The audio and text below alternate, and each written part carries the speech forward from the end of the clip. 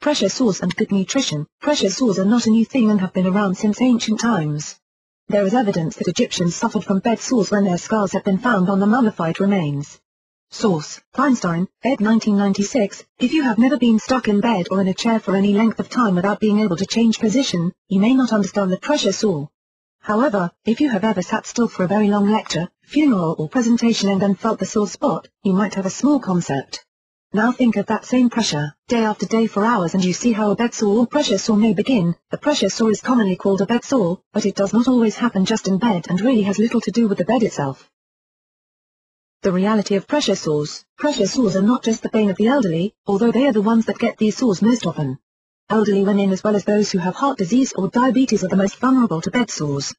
Source: McLean, 1993. There are some places on the body that are more prone to bed sores than others, and there are some factors that encourage their development. While smaller, thinner people are more likely to develop a bed sore, the main reason that they begin and worsen is poor nutrition.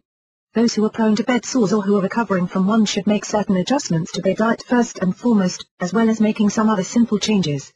The more seriously malnourished a person is, the more serious the pressure ulcer will be.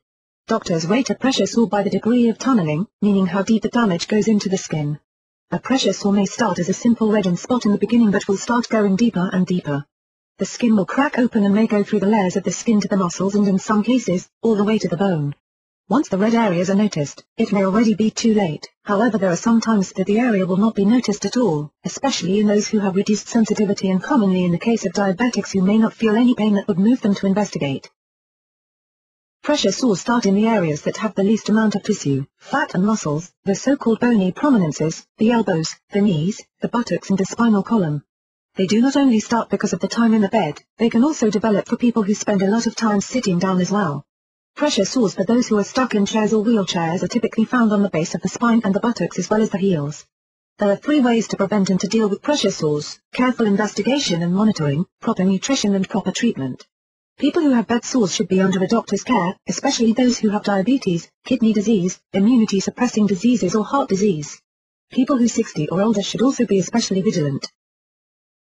Careful investigation and monitoring. Those people that are most prone to bed sores are also those who are probably least able to care for themselves properly. For those who are living in a nursing home or extended care facilities, the skin should be monitored during each bath or linen change. For those who are confined to a bed or wheelchair, there should be constant position changes and preventative measures should also be taken for proper care. While the entire body should be looked over carefully, special attention should be paid to the areas of the most pressure, especially in those who are severely underweight or poorly nourished. It is a myth that pressure sores only happen to thin or slim people. There have been cases of people who weigh over 400 pounds who have developed pressure sores because they are not mobile at all and not being cared for properly. The areas that should be looked at include the elbows, the heels, the tailbone and the spine.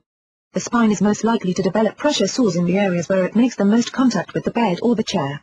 For instance, in someone with a humped back, the middle spine area may be the spot that has the most pressure.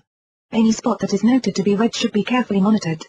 Once the pressure is removed, give the area 15 to 20 minutes and then recheck. If the redness continues, consider the area to be a beginning stage pressure sore and seek medical assistance and advice.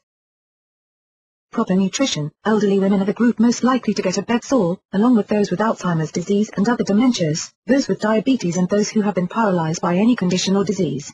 Sadly, these groups are also the same people most likely to have poor diet and poor appetites. It is important to note that despite suggestions of eating better, these people may not be interested or may be unable to eat very well.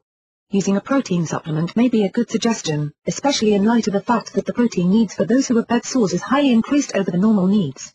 The average, healthy person needs around 0.8 grams of protein per kilogram of body weight. However, an older person may need slightly more, even while healthy. For the person who is prone to bed sores or is trying to heal one, the protein needs are increased. It may be difficult to get more protein into a diet that is limited and largely ignored as it is. Using protein supplements can make sure that the patient is getting enough protein plus other vitamins and minerals. There are several types of protein supplements to choose from, each with different pros and cons. Protein supplements include protein shakes, powders, bars and supplement shots.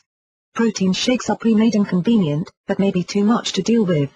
Protein bars may not be a good choice for those who are not eating very well to begin with and may not be able to be chewed by some patients. A protein supplement shot is a good idea because it is small and packs a huge amount of protein.